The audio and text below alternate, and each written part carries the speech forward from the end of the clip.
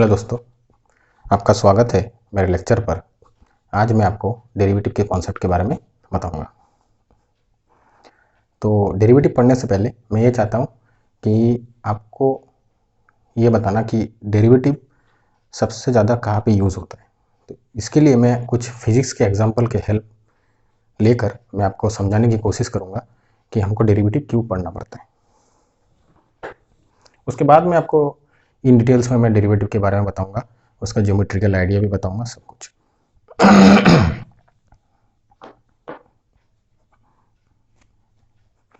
तो फिजिक्स में हम जब पढ़ते हैं तो सबसे पहला चैप्टर हम ज़्यादातर पढ़ते हैं कि लॉज ऑफ मोशन। अब लॉज ऑफ मोशन में हम क्या पढ़ते हैं कि कोई भी पार्टिकल या ऑब्जेक्ट का हमको मोशन के बारे में बताया जाता है। ठीक है। अब मोशन मतलब क्या होता है? मोशन मतलब अगर कोई पार्टिकल उसका पोजीशन टाइम के रेस्पेक्ट में चेंज कर रहा हो तो हम कहते हैं कि वो पार्टिकल मोशन पर है।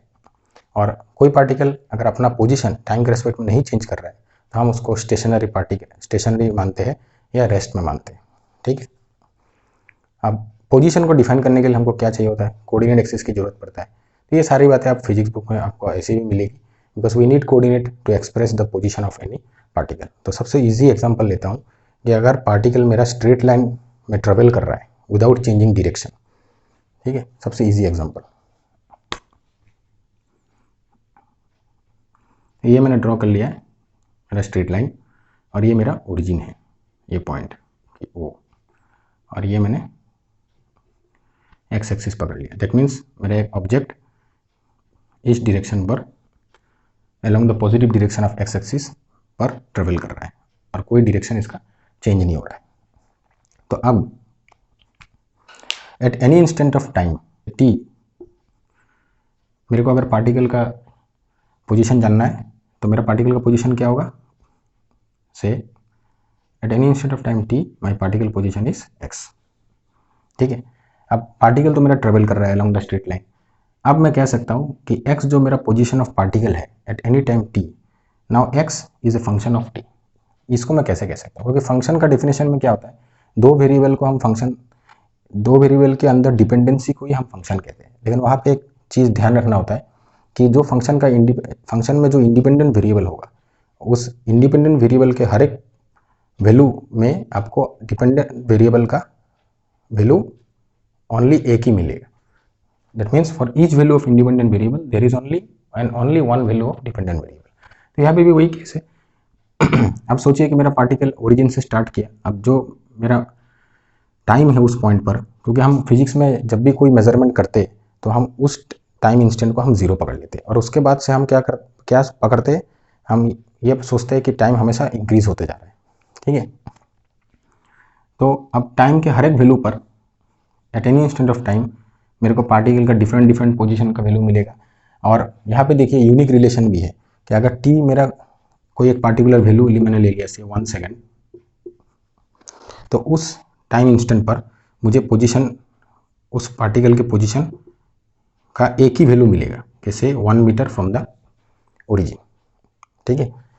अब एक ही वैल्यू क्यों मिलेगा? क्योंकि फिजिकली ऐसा पॉसिबल नहीं कि एक पार्टिकुलर टाइम इंस्टेंट पर आपकी पार्टिकल दो जगह पर हो।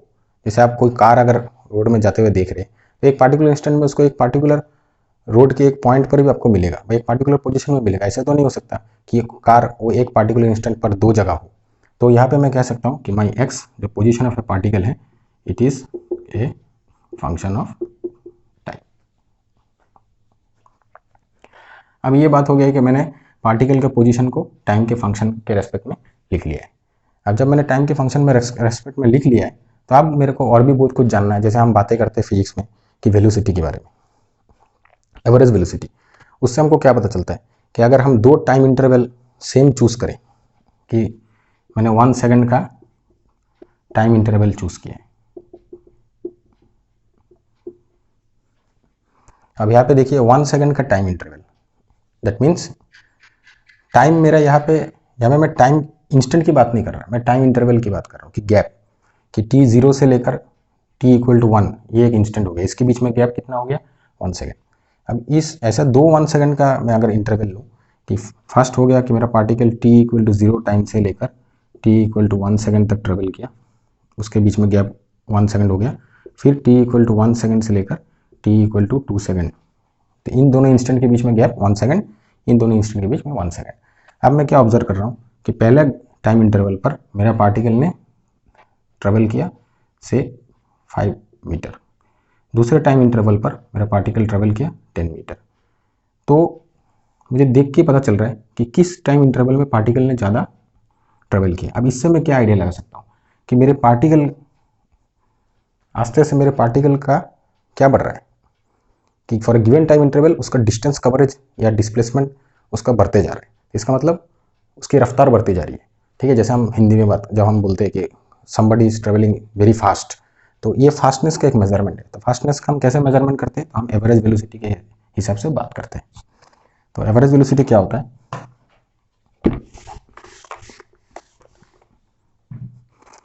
एवरेज वेलोसिटी हम लिखते हैं v average equal to total displacement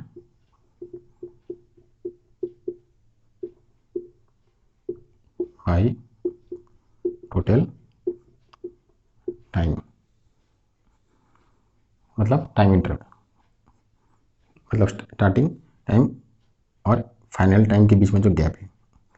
अब टोटल डिस्प्लेसमेंट का डेफिनेशन क्या होता है कि अब यहाँ पे एग्जांपल ले लेते हैं, जैसे t equal to T nought पर मेरा पार्टिकल का पोजीशन क्या है, x equal to F of T nought, इसको x नॉट ले लेते हैं, और t equal to T not plus H.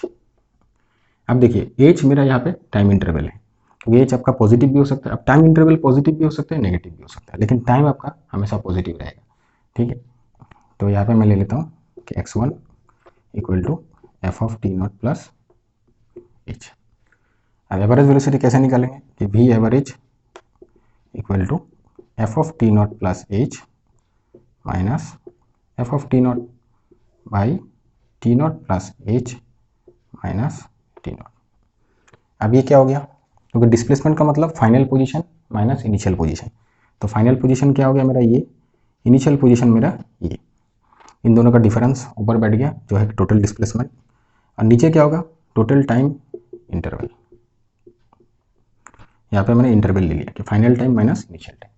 अब ये जो वैल्यू है इसको अगर मैं कैलकुलेट किया तो मेरे को क्या मिलेगा, पार्टिकल का एवरेज वेलोसिटी। तो इतना तक तो सबको याद पता है, लेकिन जब हम इंस्टेंट वेलोसिटी की बात करते हैं तो आप फिजिक्स में हमेशा एनकाउंटर करते हैं कि इंस्टेंट वेलोसिटी मतलब हम हमेशा लिखते हैं कि v equal to D D T of X, और यहाँ पे मैं लिख सकता हूँ D D T of F of T at any particular instant से टी नॉट। अब इसका मतलब क्या है, तो अब अभी कंफ्यूज हो रहे होंगे लोग, ज़्यादातर कंफ्यूज हो जाते हैं कि एक पार्टिकुलर इंस्टेंट पर, मतलब एक से टाइम का एक पार्टिकुलर वैल्यू पर आप कैसे वेलोसिटी निकाल सकते हैं, क्योंकि एक पार्टिकुलर टाइम पर पार्टिकल का पोजीशन फिक्स है, क्योंकि आप यहाँ से देखिए x is a function of t, अगर आप t के वैल्यू को एक पार्टिकुलर वैल्यू डालते हैं तो आपको x का भी एक फिक्स वैल्यू मिलेगा।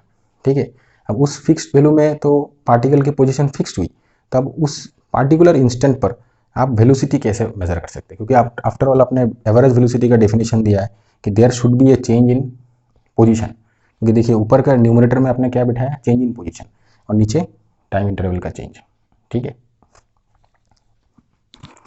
अब ये हो गया चेंज इन पोजीशन। तो लेकिन तो फिर एक पार्टिकुलर इंस्टेंट पर यहाँ पे मैंने लिखा है कि इंस्टेंट वेलोसिटी मीन्स हम एक T equal to T nought पर, मतलब हम एक पार्टिकुलर इंस्टेंट पर हम इंस्टेंट वेलोसिटी निकाल सकते हैं। तो यहाँ पे कन्फ्यूजन हो जाता है कि अगर हम ऐसे सोचे कि T equal to T nought पर आपका पोजीशन फिक्स, तो वहाँ पे कुछ चेंज ही नहीं हो रहा, अगर पोजीशन चेंज ना हो तो वेलोसिटी का क्या मतलब है। तो इंस्टेंट वेलोसिटी मतलब कि हमको यही एवरेज वेलोसिटी कैलकुलेट करना है, but for a small gap, कि ये एज आपका टेंस टू जीरो होना चाहिए, मतलब एच आपका कभी इक्वल टू जीरो नहीं हो सकता, क्योंकि एच अगर आपने इक्वल टू जीरो बिठा दिया तो ये दोनों time interval initial and final they will become same, and if they will become same then particle position is fixed and then there is no meaning of velocity, because to calculate velocity you need some change in position. तो चलिए इसके बारे में बात करते हैं। तो instant velocity मतलब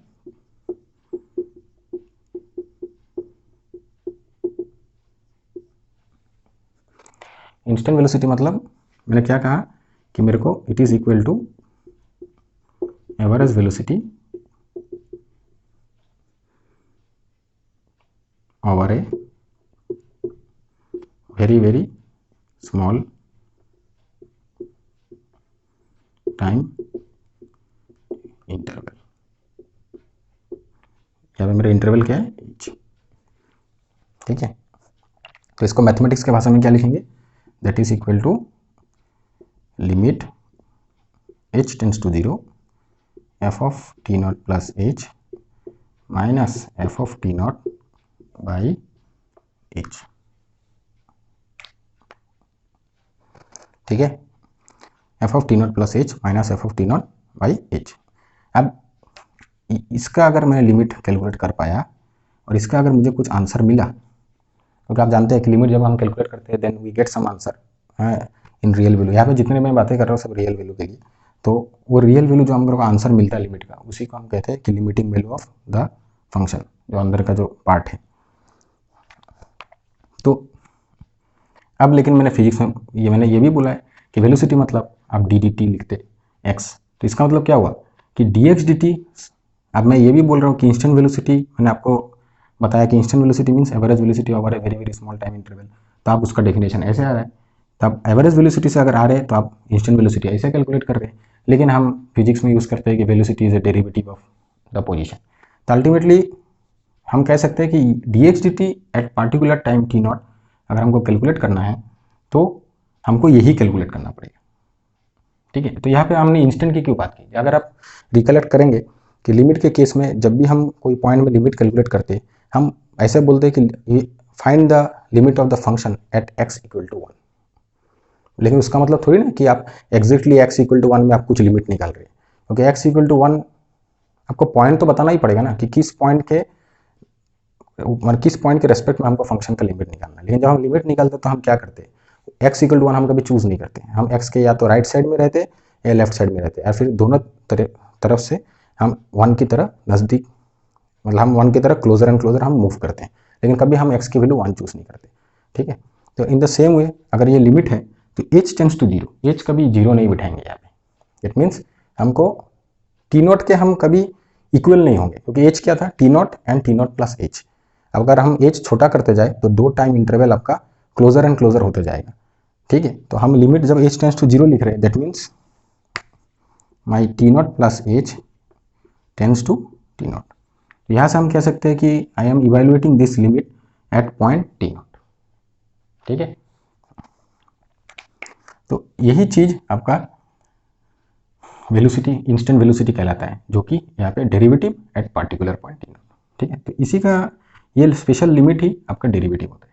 तो हम मैथमेटिकली भी, मतलब ये तो मैंने फिजिक्स के एग्जाम्पल लिया, तो चलिए एक एग्जाम्पल करते हैं, उससे आपको और आइडिया होगा।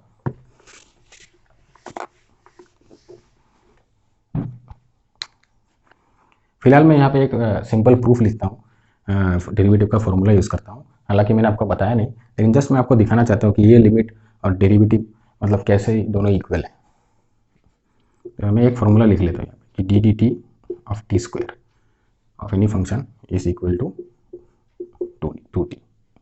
ठीक है, अगर इसको मेरे को टी नॉट में कैलकुलेट करना है तो इसका आंसर होगा 2t नॉट। ठीक है, तो मैं एक एग्जांपल लेता हूँ कि अगर एक बॉडी आपका फ्री फॉल है, तो उसे बॉडी फ्री फॉल कर रहा है यहाँ से, और यहाँ से अगर मैं, ये मेरा ओरिजिन है, यहाँ से अगर मैं डिस्टेंस मापूँ तो मैं y मतलब पोजीशन अगर पार्टिकल का मापूँ तो y, और टाइम जैसे जैसे बढ़ते जा रहा है ये बॉडी मेरा अर्थ के नज़दीक आता जा रहा है। This is my earth ground. एक सर्टेन हाइट से मैंने एक बॉल फेंका, अब बॉल जब गिर रहा है तो जैसे जैसे टाइम बढ़ रहा है तो ये मेरा बॉल का position from this point is increasing. तो यहाँ पे मैं क्या कह सकता हूँ कि y is my function of t, और ये हमको न्यूटन लॉ या हम कह सकते हैं कि गैलीलियो के लॉ से हमको पता है कि y is half G T square. यहाँ पे g होता है acceleration due to gravity, it means y मेरा फंक्शन ऑफ t है। ठीक है, अब मुझे कैलकुलेट करना है, से t इक्वल टू 1 सेकेंड पर मेरे को जानना है कि इस ऑब्जेक्ट का इंस्टेंट वेलोसिटी क्या है। तो मैं अगर डेरिवेटिव की फॉर्मूला यूज़ करूँ मैं लिखूंगा डी वाई डी टी, क्योंकि मुझे पता है इंस्टेंट वेलोसिटी कैसे कैलकुलेट करना है, डी वाई डी टी से। कहाँ पे कैलकुलेट करना है, टी इक्वल टू 1 सेकेंड में, ठीक है। तो यहाँ पे मैं क्या लिखूंगा, D D T of half G T square, ठीक है। अच्छा, यहाँ पे थोड़ा मॉडिफाई कर देते हैं। अगर यहाँ पे के टी स्क्वायर होता, के इज ए कांस्टेंट, तो मैं यहाँ पे सिर्फ कांस्टेंट ऐसे मल्टीप्लाई करता। तो यहाँ पे देखिए हाफ जी, ये मेरा टाइम का फंक्शन नहीं है, almost near the earth surface हम acceleration due to gravity same पकड़ते हैं। तो सिंस ये कांस्टेंट है तो इसको हम ऐसे लिख लेते हैं कि हाफ जी, और D D T of T square क्या है, मैंने अभी लिखा है यहाँ पे फॉर्मूला कि 2t, कहाँ पे कैलकुलेट करना है, टी इक्वल टू 1। तो मैं यहाँ पे लिखता हूँ half g, half half cancel, that is इसका आंसर होगा जी, टी की जगह में 1 बिठा दीजिए, तो ये मेरा जी होगा। अब जी की वैल्यू आपका 9.8 मीटर पर सेकंड स्क्वायर है, यहाँ पे बिठा दीजिए। तो मैं कह सकता हूँ कि इस ऑब्जेक्ट का इंस्टेंट वेलोसिटी मेरा जी हो गया। तो ये तो मैंने फॉर्मूला, क्योंकि मैंने आपको बताया नहीं डेरिवेटिव के फॉर्मूला के बारे में, लेकिन चलिए सोच लीजिए कि मैंने यहाँ पे लिख लिया कि derivative of k t square function का ये आंसर होता है। यहाँ से मैंने इंस्टेंट वेलोसिटी ये कैलकुलेट करके दिया। तो अब चलिए, जो मैंने इंस्टेंट वेलोसिटी का डेफिनेशन दिया था, क्या बोलते हैं, आपका एवरेज वेलोसिटी के रेस्पेक्ट में, तो वहाँ से कैलकुलेट करके देखते हैं मेरा आंसर क्या था। अगर दोनों आंसर आपका सेम आया तो मैं कह सकता हूँ कि मेरा derivative and that formula is same. तो इंस्टेंट वेलोसिटी का क्या फॉर्मूला था कि limit h tends to 0 f of T not plus h minus f of T not by h। तो यहाँ पे मेरा टी नॉट क्या है, मैंने टी नॉट इक्वल टू यहाँ पे 1 सेकेंड पकड़ा। तो पहले मैं f of T not evaluate करूँगा। तो f ऑफ टी नॉट क्या हो गया यार, मेरा function is f of T equal to half G T square. अब मुझे निकालना है f of 1, that is half G. फिर मेरे को क्या कैलकुलेट करना पड़ेगा, टी नॉट प्लस एच। अब टी नॉट प्लस एच क्या हो गया, दैट इज 1 प्लस एच। तो मैं कैलकुलेट करूँगा f of 1 plus h, that is half g 1 plus h whole square, ठीक है। अब ये दोनों वैल्यू को मैं यहाँ पे सब्स्टिट्यूट करूँगा and then will calculate the limit.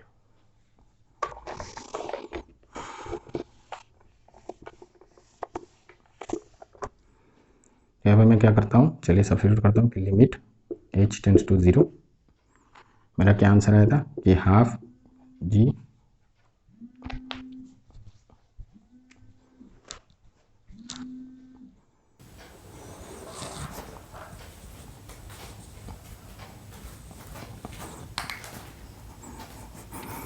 h tends to 0, तो half g 1 plus h whole square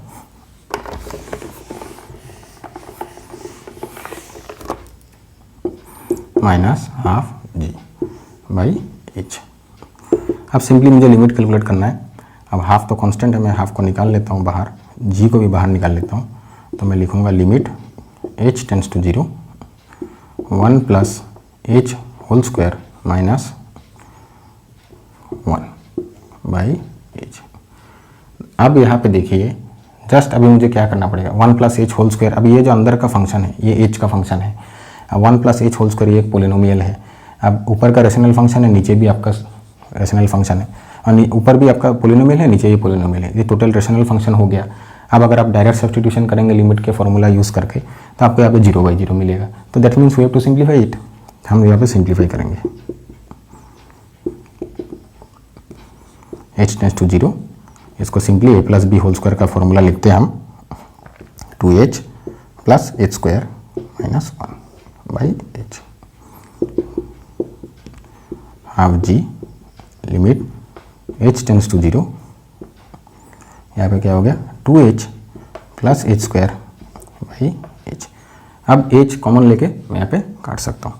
तो अल्टीमेटली मुझे यहाँ पे क्या मिलेगा, half g limit h tends to 0, ultimately मिलेगा 2 प्लस एच। अब यहाँ पे मैं डायरेक्ट सब्स्टिट्यूशन कर सकता हूँ। तो मेरे को आंसर क्या मिलेगा, half G into 2, that is G. तो आप देखिए, इस डेफिनेशन से अगर मैंने इंस्टेंट वेलोसिटी कैलकुलेट किया तो मेरे को कितना आंसर मिल रहा है, जी। और मैंने अगर डेरिवेटिव का जो फॉर्मूला मैंने यहाँ पे लिखा था कि d T of k t square at t equal to T not, that means 2k t not. इस फॉर्मूला से जो मैंने कैलकुलेट किया था इसका यूज़ करके इंस्टेंट वेलोसिटी, तो दो डेफिनेशन मेरे को मिला। एक तो मैंने एवरेज इंस्टेंट वेलोसिटी का डेफिनेशन दिया कि average velocity for a small interval of time, और दूसरा मैंने डेफिनेशन दिया था कि instant velocity means derivative of position at any particular time instant. इस फॉर्मूला से जो कैलकुलेट किया मुझे आंसर मिला था जी, इस फॉर्मूला से कैलकुलेट किया तो मेरे को आंसर मिला जी। तो मैं क्या कह सकता हूँ कि दोनों ही फॉर्मूला मेरे इक्वल है। दैट मीन्स मैं डेरिवेटिव का क्या डेफिनेशन दे सकता हूँ कि D D T of any function F of T at any time instant T not, that means कि limit h tends to 0 F of T not plus h minus F of T not by h। इसी formula को आप एक और style में लिख सकते हैं। अगर अब मैं टी नॉट प्लस एच को, suppose T not plus H को मैं टी वेरिएबल से रिप्लेस कर दे रहा हूँ, तो क्या होगा, तो that means h becomes t minus T not. If h tends to 0 that means t minus T not tends to 0, और मैं कह सकता हूँ कि t tends to T not. Just मेरे को यहाँ पे सप्लाई करना है ये तीनों वैल्यू, तो मेरा आंसर क्या बन जाएगा, it becomes limit t tends to T not f of t minus F of T not by t minus T not. अब दोनों ही फॉर्मूला सेम है, लेकिन हम अपने प्रॉब्लम के अनुसार कभी कभी हम ये भी यूज़ करते हैं, कभी कभी हम ये भी यूज़ करते हैं।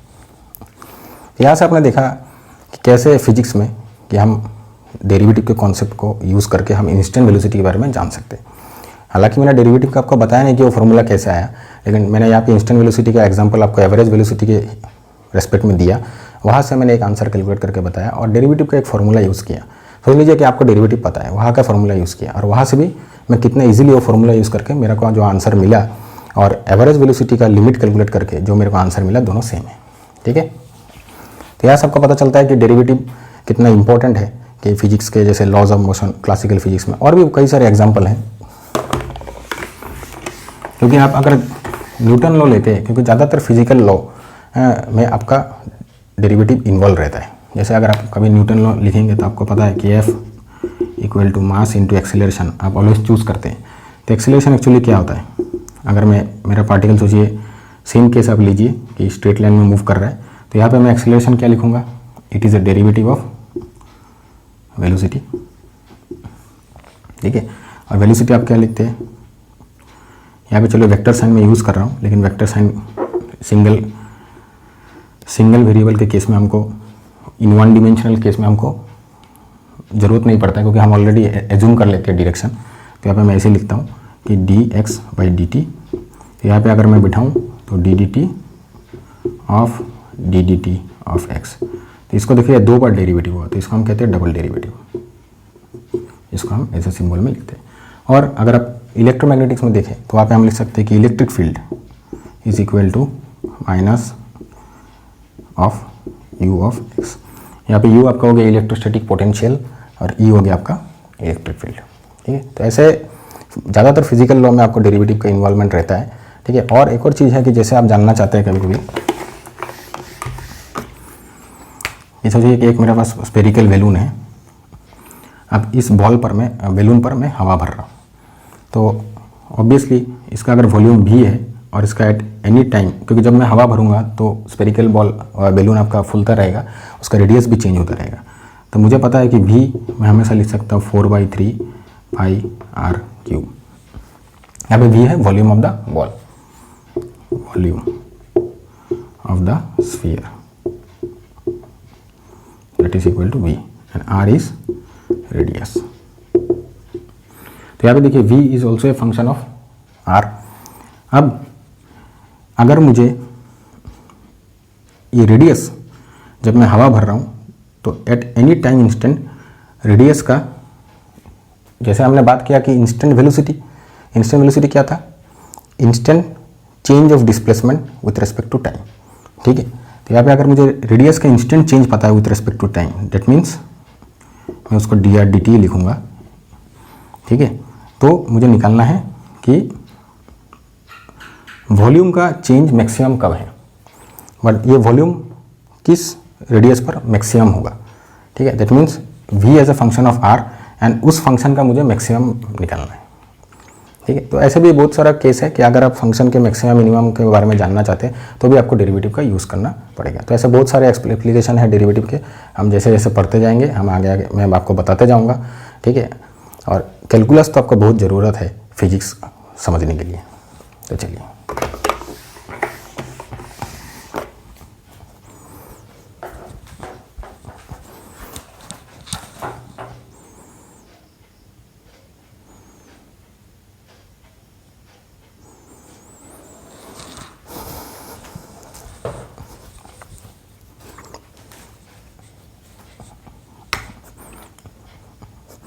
तो शुरू करते हैं डेरिवेटिव का एक्चुअल टॉपिक। तो यहाँ पे मैं ले लेता हूँ कि y equal to F of x. मैंने यहाँ पे एक फंक्शन चूज़ कर लिया है।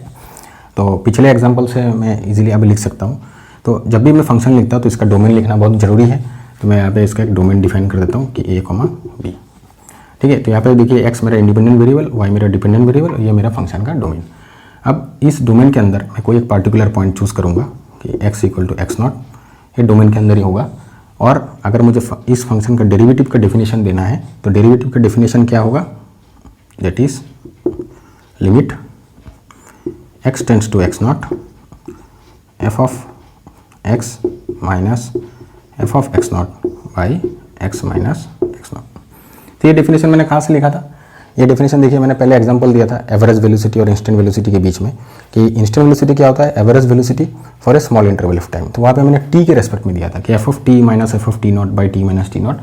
तो टी इज़ ए वेरिएबल, ठीक है। तो इंस्टेड ऑफ टी आप इसको अगर जनरलाइज करना चाहते हैं तो यहाँ पे आप कोई भी वेरिएबल लिख सकते हैं।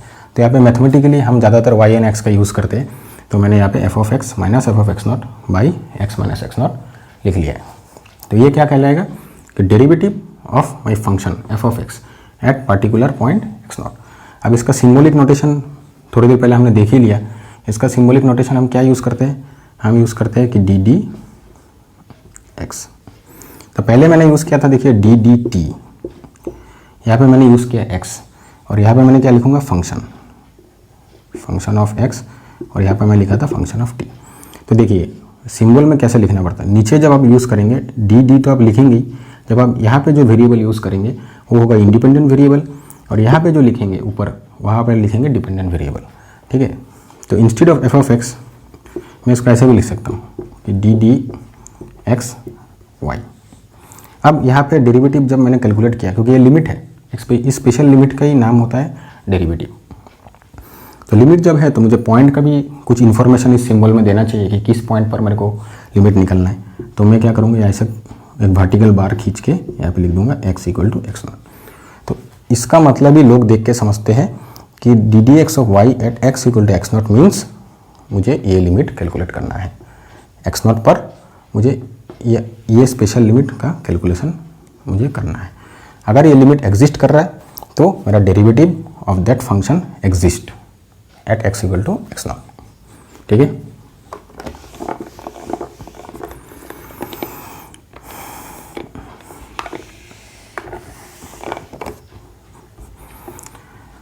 और ये एक्स नॉट पॉइंट आपका इंटरवल के अंदर ही होना चाहिए, क्योंकि अगर एक्स नॉट पॉइंट आपका डोमेन के अंदर नहीं होगा तो एफ ऑफ एक्स नॉट का वैल्यू आप निकाल नहीं सकते। तो फिर इस लिमिट का कोई मतलब नहीं। यहाँ पे एक्स वेरिएबल है, एक्स नॉट मेरा कांस्टेंट है। जैसे हमने एवरेज वेलोसिटी के केस में किया था, वहाँ पे टी लिखा था, फिर टी नॉट लिखा था। तो इसका एक और भी डेफिनेशन मैंने बताया था थोड़ी देर पहले। तो इसको हम ऐसे भी लिख सकते हैं कि एच टेंड्स टू जीरो, और it means x minus x not को मैं एच पकड़ लेता हूँ। तो h tends to zero means this tends to zero, this tends to zero मतलब एक्स एक्स नॉट के नज़दीक जा रहा है, इसलिए तो एच जीरो के नज़दीक जा रहा है। तो मैं लिख सकता हूँ x tends to zero, x not means h tends to zero, और एक्स की जगह मैं लिख देता हूँ x not plus H minus F of x not by h. तो दोनों डेफिनेशन में से आप कोई भी डेफिनेशन यूज़ कर सकते हैं। Since derivative is the limit, हमको पता है, तो लिमिट आप कैसे कैलकुलेट करते हैं, कब लिमिट एग्जिस्ट करता है, जब उसका राइट हैंड लिमिट और लेफ्ट हैंड लिमिट दोनों एग्जिस्ट करें और दोनों की वैल्यू इक्वल होनी चाहिए। दैट मीन्स तो यहाँ से हम डेफिनेशन दे सकते हैं जैसे right hand derivative, limit h tends to 0 plus F of x not plus H minus F of x not by H. ये हो गया राइट हैंड डेरिवेटिव। सेम मैं लेफ्ट हैंड डेरिवेटिव लिख सकता हूँ, limit h tends to 0 minus F of x not plus H minus F of x not by H. अब when right hand derivative is equal to left hand derivative that is, तो हम कह सकते हैं my derivative if both the limit exist and they are equal, ठीक है, then my derivative exist.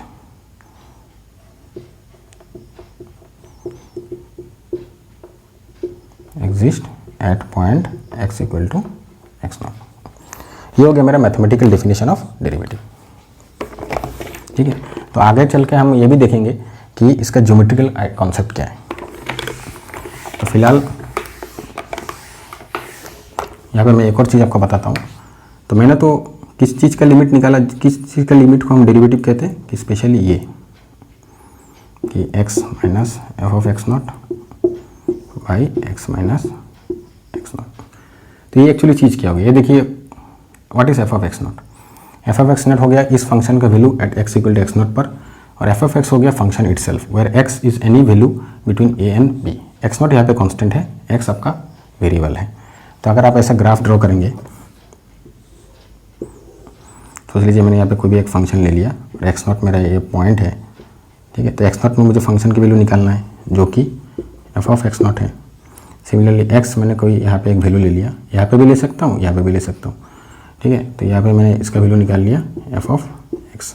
अब ये जो डिफरेंस निकाल रहा हूँ, ये क्या कर रहा हूँ, ये मैं क्या कर रहा हूँ कि actually difference in y that is delta y, और नीचे का डिफरेंस क्या है, difference in x that is delta x. तो इसको हम क्या कहते हैं, डिफरेंस क्वोशंट भी नाम देते हैं कि डिफरेंस क्वोशंट, ठीक है। तो कभी कभी ये टर्म भी यूज होता है डिफरेंस क्वोशंट, और इसी का लिमिट हम डेरिवेटिव कहते हैं। तो ज़्यादातर फिजिक्स में देखना ऐसे ही लिखा रहता है delta y by delta x, और जब आप लिखते हैं limit delta x tends to 0 then it becomes derivative.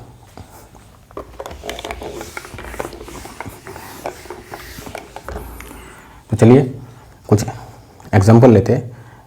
Example से हम इस लिमिट का कैसे प्रयोग करना है। तो हम जैसे कोई भी फंक्शन का मुझे अगर डेरिवेटिव निकालना है एक पर्टिकुलर पॉइंट में, तो मुझे ये लिमिट कैलकुलेट करना पड़ेगा। अब उस लिमिट का यूज़ करते हैं। जैसे सबसे इजी एग्जांपल लेते हैं पहले कि suppose y equal to x square, और इस फंक्शन का मुझे x इक्वल टू 2 पर मुझे डेरिवेटिव इवेलुएट करना है। तो डेरिवेटिव इवेलुएट मतलब मुझे ये लिमिट इवेलुएट करना पड़ेगा कि limit x tends to 2 f of x minus F of x not by x minus x not मुझे यूज़ करना है। तो यहाँ पे मैं कैसे यूज़ करूँगा, जस्ट मेरे को इवेलुएट करना है, और ये मेरा एक्स नॉट पॉइंट है। तो पहले मेरे को एफ ऑफ एक्स नॉट लिखना है। तो मैं यहाँ पे एक्स टेंस टू 2 पहले एफ ऑफ एक्स की वैल्यू बिठाता हूँ जो कि एक्स स्क्वायर है, और एक्स नॉट का वैल्यू क्या होगा, बिकॉज मेरे को फंक्शन को इवेलुएट करना है, और आपको आना चाहिए कि एफ ऑफ एक्स है मेरा एक्स स्क्वायर, तो एफ ऑफ एक्स नॉट क्या होगा, सिंपली एक्स नॉट स्क्वायर। तो यहाँ पे एक्स नॉट की वैल्यू क्या होगी, 2 square that is 2 square by x minus 2। तो आप देखिए ये मेरा रेशनल फंक्शन हो गया। अब इस फंक्शन का अगर डायरेक्ट सब्स्टिट्यूशन करूँगा तो मुझे 0/0 मिलेगा। अब तो फिर मेरे को यहाँ पे सिंप्लीफाई करना है कि limit x tends to 2 x minus 2 x plus 2 by x minus 2, ठीक है। एंड यहाँ से कैंसिल कर देते हैं। तो limit x tends to 2 x plus 2 that is equal to, direct substitution अगर करेंगे तो 4। That means derivative of x square at point x not equal to 2 is 4। अगर इसको हम जनरलाइज करना चाहते हैं कि एक्स नॉट एक पर्टिकुलर पॉइंट नहीं लेके x not can be any point, तो जस्ट हमको क्या करना पड़ेगा, अगर मैं यहाँ पे कोई वैल्यू नहीं लेता, x not can be any constant with in the domain, तो मैं यहाँ पे एक्स नॉट लिख लेता, यहाँ पे मैं एक्स नॉट लिख लेता, और सेम यहाँ पे मैं एक्स नॉट दे देता, यहाँ पे भी x not and then ultimately यहाँ पे क्या आता, एक्स प्लस एक्स नॉट। यहाँ पे लिमिट चेंज कर दीजिए,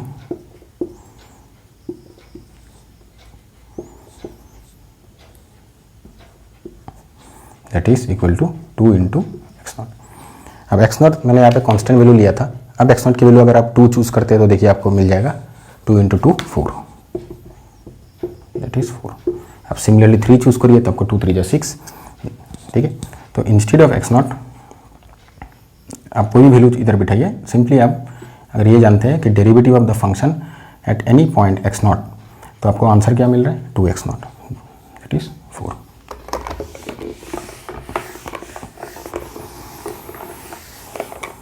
सिमिलरली एक और एग्जांपल लेते हैं कि एफ ऑफ एक्स अगर मेरा साइन एक्स है,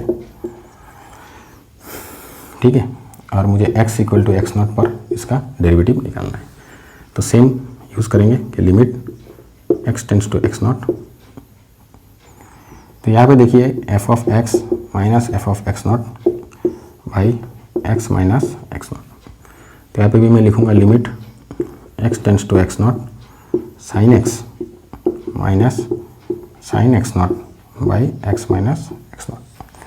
तो ऐसे भी हम इसको कैलकुलेट कर सकते हैं, ठीक है। अगर ऐसे कैलकुलेट करेंगे तो मुझे साइन सी माइनस साइन डी का फॉर्मूला यूज़ करना पड़ेगा, फिर यूज़ करना पड़ेगा। तो यहाँ पे सिंप्लीफिकेशन तो ज़रूरी है। अगर मुझे पता है कि साइन एक्स भी मेरा कंटिन्यूस है और नीचे का जो फंक्शन है एक्स माइनस एक्स नॉट, ये भी कंटिन्यूस फंक्शन है। दो फंक्शन कंटिन्यूस फंक्शन का अगर डिवीजन देंगे तो ये पूरा फंक्शन ही मेरा कंटिन्यूस है। और मैंने कंटिन्यूटी के लेक्चर में बताया है, अगर आप कंटिन्यूस फंक्शन का लिमिट कैलकुलेट करना चाहते हैं तो सिंपली आप डायरेक्ट सब्स्टिट्यूशन कर दीजिए। लेकिन यहाँ पे अगर डायरेक्ट सब्स्टिट्यूशन करेंगे तो आपको 0/0 मिलेगा, तो यहाँ पे आपको कोई रिजल्ट नहीं मिलेगा, ठीक है। तो हमको क्या करना पड़ेगा, सिंप्लीफिकेशन करना पड़ेगा। तो यहाँ पे साइन सी माइनस साइन डी का अगर आप फॉर्मूला यूज़ करेंगे तो भी आप कर सकते हैं, लेकिन मैं ज़्यादा प्रेफर करता हूँ, मेरे को अच्छा लगता है, मैं दूसरा डेफिनेशन ऑफ डेरिवेटिव को यूज़ ज़्यादा करता हूँ, जो कि limit h tends to 0 F of x not plus h minus F of x not by h, that is limit h tends to 0 sine x not plus h minus sine x not by h। तो यहाँ पे मैं sine a plus b का formula use करता हूँ कि limit h tends to 0 sine x not cos h plus cos x not sine h minus sine x not, ठीक है। अब कुछ टर्म अगर मैं अरेंज किया तो मुझे क्या मिलेगा, देखो limit h tends to 0 sine x not, ये टर्म और ये टर्म अगर मैं कॉमन ले लिया तो मुझे मिलेगा cos h minus 1 plus cos x not into sine h by h, ठीक है। अभी ऊपर लिखता हूँ फ्रॉम हियर, यहाँ पे अब limit h tends to 0 sine x not cos h minus 1 by h plus limit h tends to 0 cos x not sine h by h। अब ऐसे करने का मेरा रीज़न है क्योंकि देखिए यहाँ पे तो कुछ सिंप्लीफिकेशन मैं कर नहीं सकता, तो ऐसा मैंने कॉमन क्यों लिया है यहाँ पे, क्योंकि मुझे इस टर्म का लिमिट तो पता है कि मैंने जस्ट थोड़े इसके पहले वाले लेक्चर में मैंने ये बताया है कि cos h minus 1 by h की लिमिट मुझे पता है और साइन h बाई h का भी लिमिट मुझे पता है। रादर ये sign x not and cos x not आपका कांस्टेंट है, तो कांस्टेंट टर्म का बाहर निकल सकते हैं हम। देखिए यहाँ पे मैं लिमिट का अगर एडिशन थ्योरम मैंने लगाया है, दोनों फंक्शन का लिमिट मुझे पता है अलग से, इसलिए मैं क्या करूँगा, लिमिट को मैंने सेपरेट कर लिया है और फिर मैं डायरेक्ट लिमिट की वैल्यू यहाँ पे पुट कर दूँगा। तो यहाँ पे देखिए मैं लिखूँगा sine x naught limit h tends to 0 cos h minus 1 by h plus limit h tends to 0 cos x naught limit h tends to 0 sine h by h। Now इसका लिमिट क्या है 0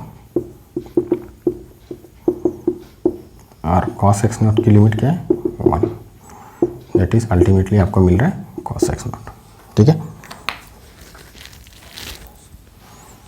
कॉस एक्स नॉट आपको मिल रहा है। अभी अगर आपको किसी ने पूछा कि लिमिट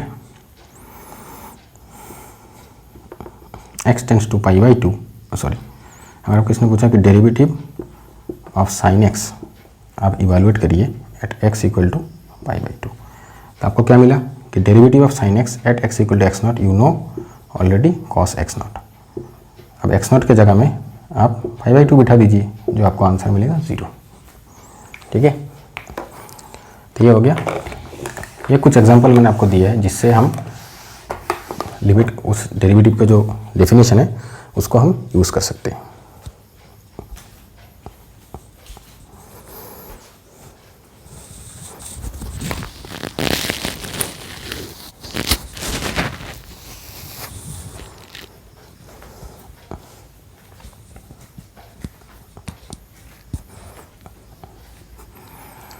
तो ज्योमेट्रिकल कॉन्सेप्ट के बात करेंगे, उससे पहले मैं आपको एक और चीज़ बताना चाहता हूँ कि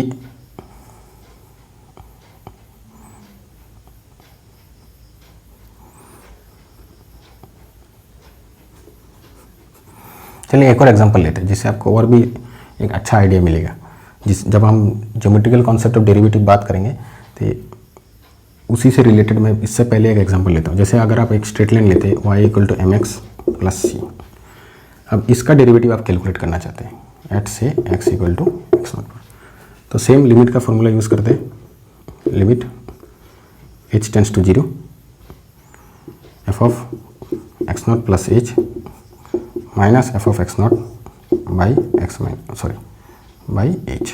तो यहाँ पे क्या लिखूँगा, limit h tends to 0 m × x0 + h + c minus m × x0 + c by h। यहाँ पे देखिए सिंप्लीफिकेशन तो ज़रूरी है, क्योंकि आप अगर डायरेक्ट सब्स्टिट्यूशन करेंगे तो आपको 0/0 मिलेगा। ओके, 0 बिठा दीजिए, देन दोनों टर्म आपका सेम हो जाएगा। तो mx0 + mh + c minus mx0 - c by h। Even आपका एज भी कैंसिल, तो आपको आंसर क्या मिल रहा है, m। आप देखिए, ये तो एक equation of a straight line है जिसका स्लोप है m और y इंटरसेप्ट आपका c है, क्योंकि अगर आप x0 बिठाएंगे तो y = c आएगा। मतलब ये स्ट्रेट लाइन आपको y एक्सिस पर c पर कट करेगा, c पॉइंट पर। अगर इस स्ट्रेट लाइन का आपको डेरिवेटिव निकालना है इस फंक्शन का एट x = x0 पर, तो आपको आंसर क्या मिल रहा है, सिंपली स्लोप। मतलब ये देखिए कि स्ट्रेट लाइन का अगर आप डेरिवेटिव कर रहे हैं, चाहे कोई भी पॉइंट ले लीजिए, उसका आंसर हमेशा आपको कांस्टेंट आएगा, and that is equal to the slope of the straight line. तो यहाँ से आप थोड़ा बहुत तो आइडिया लगा ही सकते हैं कि derivative of a straight line is equal to the slope of the straight line. तो कहीं ना कहीं डेरिवेटिव का रिलेशन तो स्लोप से होना ही चाहिए, क्योंकि बाकी फंक्शन के लिए हमको स्लोप का कुछ आइडिया नहीं मिला, लेकिन हमको स्ट्रेट लाइन में तो देखा, हमको क्या मिला यहाँ पे कि it is equal to the slope, it does not depend on the point you have chosen. ठीक है, ये आइडिया आपको जरूर हम यूज़ करेंगे जब हम ज्योमेट्रिकल कॉन्सेप्ट ऑफ डेरिवेटिव पढ़ेंगे। अब बात करते हैं कि what do you mean by function is differentiable.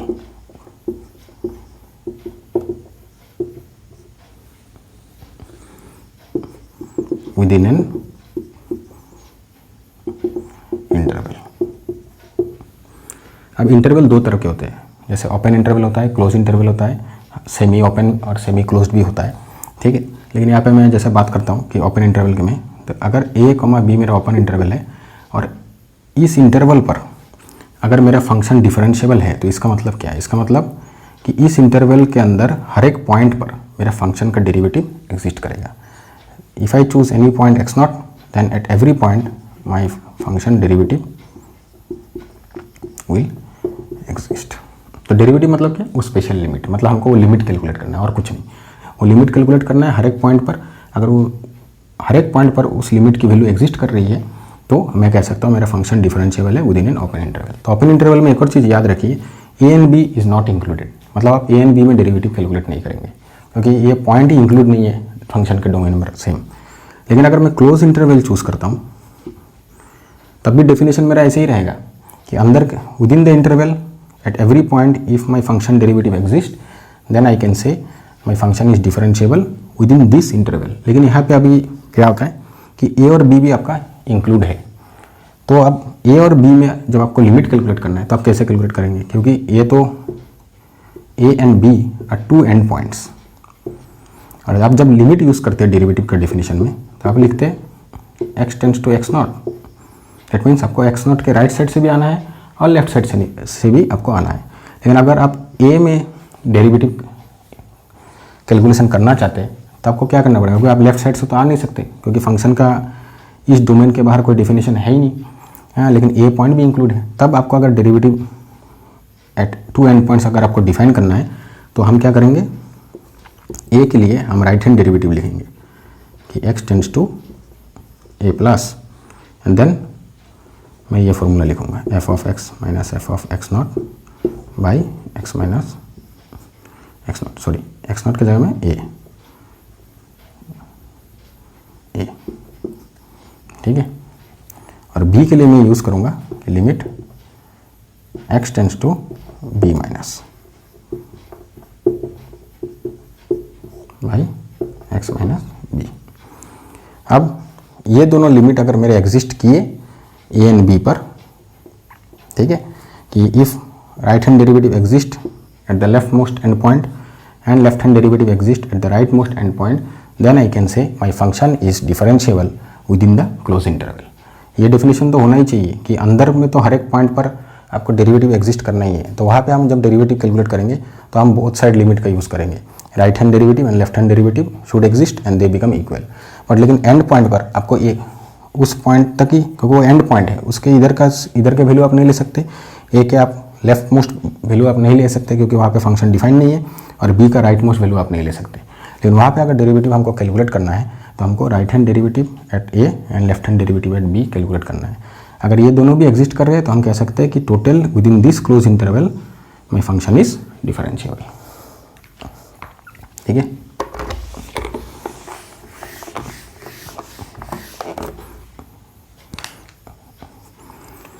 ना अभी बात करते हैं कि डेरिवेटिव एज ए फंक्शन। देखिए, इसके पहले मैंने क्या एग्जांपल दिया, इसके पहले हमने ये बताया कि डेरिवेटिव हम एक पार्टिकुलर पॉइंट में इवैल्यूएट करेंगे। अब डेरिवेटिव जो हम एक पार्टिकुलर पॉइंट में इवैल्यूएट कर रहे हैं तो उसका मतलब हम वो स्पेशल लिमिट जो मैंने यहाँ पे डेफिनेशन में लिखा था वही स्पेशल लिमिट हम एक पार्टिकुलर पॉइंट में इवैल्यूएट करते हैं, और लिमिट को हमको इवैल्यूएट करना है तो एक पार्टिकुलर पॉइंट में इवैल्यूएट करेंगे, ठीक है। तो लेकिन इस डेरिवेटिव को हम एक फंक्शन के हिसाब से भी ट्रीट कर सकते हैं। क्यों? देखिए, एफ ऑफ एक्स अगर मेरा एक ओपन इंटरवल पर डिफाइंड है, ठीक है, जब भी मैं फंक्शन का डेरिवेटिव के बारे में बात करूंगा तो आप कंफ्यूज मत होइए, क्योंकि आप सोच सकते हैं तो मैंने यहाँ पे क्लोज इंटरवल क्यों नहीं लिखा, ठीक है। जब हम डेरिवेटिव के बात करते हैं तो हम बोथ साइड लिमिटेड ट्रीट करते हैं। Only in case of special case, जैसे अगर क्लोज इंटरवल लेना है तो वहाँ पर हम जस्ट एंड पॉइंट पर वन साइडेड डेरिवेटिव की बात करते हैं। तो इसलिए मैंने यहाँ पे ओपन इंटरवल चूज़ किया है। और अब इस इंटरवल के अंदर हर एक पॉइंट पर अगर मैं डेरिवेटिव कैलकुलेट करूँ तो D D x of F of X at any point say X equal to x not, ये मेरा क्या हो गया, अब ये क्या कर रहा है, ये इसको आप अभी एक मशीन की तरह ट्रीट करिए कि ये कुछ ऐसा मशीन है जिस पर आप एक्स की वैल्यू डाल रहे हैं, एक्स नॉट, और एक्स नॉट आपका हर एक वैल्यू चूज़ कर सकता है ए एंड बी के अंदर। Every time you are feeding this machine with some value, and अंदर क्या हो रहा है, फंक्शन का डेरिवेटिव कैलकुलेट हो रहा है। दैट मीन्स वो स्पेशल लिमिट अंदर कुछ कैलकुलेट हो रहा है और ये आपको एक आउटपुट नंबर दे रहा है, जैसे से एल कुछ नंबर आपको प्रोवाइड कर रहा है कि हर एक एक्स नॉट के रेस्पेक्ट में आपको एक एल की वैल्यू दे रहा है। Both are real numbers. तो इसको हम क्या कह सकते हैं, सिंपली फंक्शन कह सकते हैं, क्योंकि हर एक इनपुट के रेस्पेक्ट में आपको एक आउटपुट मिल रहा है और वो 1:1 रिलेशन है, ठीक है। तो मैं यहाँ पे लिख सकता हूँ कि D D x of simply f of x I can write as a f of x, ठीक है। और न्यूटन के नोटेशन में लिखें तो हम एफ प्राइम एक्स भी लिख सकते हैं, एंड इट इज़ ये Newton notation. F prime X मतलब derivative of F of X. इसको हम एक और फंक्शन भी लिख सकते हैं, जैसे एफ ऑफ एक्स यहाँ पे हमने लिख लिया। तो जब डेरिवेटिव को हम फंक्शन के हिसाब से ट्रीट करते हैं, and then once I got this function, उसके बाद अगर मुझे कोई पार्टिकुलर पॉइंट पर डेरिवेटिव निकालना है तो जस्ट मैं इस फंक्शन को इवैल्यूएट कर लूँगा उस पॉइंट पर। Say I know F of X, ये क्या है, derivative of my function F of X. अब at x equal to x naught में अगर उसका वैल्यू निकालना है तो मैं क्या करूँगा, simply f of x not, ठीक है। तो सिंपली एक एग्जांपल मैं आपको बताता हूँ। ऐसा हमने क्या किया था, d D x of x square at x equal to x not पर लिखा था। उसका आंसर मुझे क्या मिला था, 2 एक्स नॉट। तो इंस्टेड ऑफ एक्स नॉट, अगर इसको मैं फंक्शन हिसाब में ट्रीट करूँ तो मैं एक्स नॉट हटा ही देता हूँ, मैं एक्स इक्वल टू एक्स ही चूज़ कर लेता हूँ वेरिएबल। तो यहाँ पर मैं एक्स लिख लूँगा। नाउ देखिए 2x इज़ ए फंक्शन, क्योंकि एक्स स्क्वायर आपका फंक्शन है, फंक्शन ऑफ एक्स, 2x भी एक फंक्शन ऑफ एक्स है। अब ये फंक्शन क्या बता रहा है, इस फंक्शन का डेरिवेटिव। अब अगर मुझे एक्स स्क्वायर की डेरिवेटिव कोई एक पार्टिकुलर पॉइंट में मुझे निकालना है, से एक्स इक्वल टू 2 पर, तो मैं क्या करूँगा, सिंपली इस फंक्शन को 2 पर इवेलुएट कर लूँगा, दैट इज 2 × 2 लिख दूंगा एंड आई विल गेट 4। तो we can treat derivative as a function.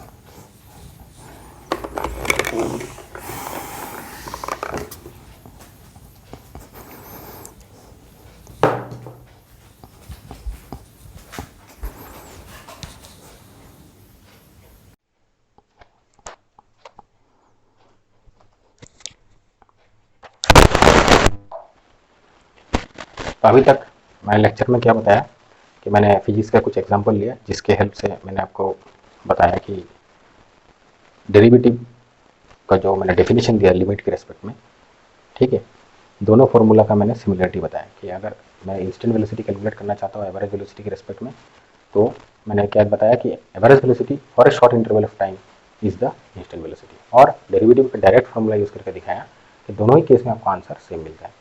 उसके बाद मैंने डेरिवेटिव का डेफिनेशन दिया कोई भी फंक्शन के लिए, जिसका डेफिनेशन एक स्पेशल लिमिट होता है। Derivative of a function at any point is just you have to calculate the special limit which I have written, ठीक है, ऑन द बोर्ड और I have discuss during this lecture. और दूसरा बात है कि मैंने कुछ एग्जांपल भी दिया sin x और एक्स स्क्वायर ऐसे फंक्शन का, जिसका आप डेरिवेटिव कैलकुलेट कर पाएंगे पॉइंट पर, ठीक है। और अभी फिर मैंने ये भी बताया कि कोई फंक्शन को डिफरेंशिएबल जब हम कहते हैं तो उसका मतलब क्या है कि ये function is differentiable with in an open interval, that means उस इंटरवल के हर एक पॉइंट पर फंक्शन का डेरिवेटिव एग्जिस्ट होना चाहिए। और जब हमने क्लोज इंटरवल की बात की तो हमने स्पेशली देखा कि अंदर की बात तो सेम ही रहेगी ओपन इंटरवल की तरह, लेकिन एंड पॉइंट पर हमने वन साइडेड डेरिवेटिव का यूज़ किया। तो डेरिवेटिव भी एक एक्चुअली लिमिट है। जब हम लिमिट कैलकुलेट करते हैं तो there is a right hand limit and left hand limit, they both must exist and their value should be same. फिर हम नेक्स्ट लेक्चर पर हम डेरिवेटिव का कॉन्सेप्ट के बारे में बात करेंगे, जैसे ज्योमेट्रिकल एस्पेक्ट के बारे में बात करेंगे कि डेरिवेटिव ज्योमेट्रिकली एक्चुअली क्या होता है। तो हम वहाँ पे देखेंगे कि derivative is actually the slope of the tangent at particular point on the curve, और हम कह सकते हैं डेरिवेटिव एक पार्टिकुलर पॉइंट पर एक फंक्शन का स्लोप है, या उस पॉइंट पर अगर मैं एक टेंजेंट लाइन ड्रॉ करूँ फंक्शन पर, ठीक है, तो उस टेंजेंट लाइन का स्लोप है, ठीक है, ओके। तो नेक्स्ट लेक्चर में हम ये सब बात करेंगे और उसके बाद हम एप्लीकेशन ऑफ डेरिवेटिव आगे बढ़ते जाएंगे। तो आज के लेक्चर के लिए इतना ही। So thank you for watching. अगर आपको कोई क्वेरी हो तो आप ज़रूर कमेंट में लिखिए, ठीक है, और वीडियो को सब्सक्राइब करिए।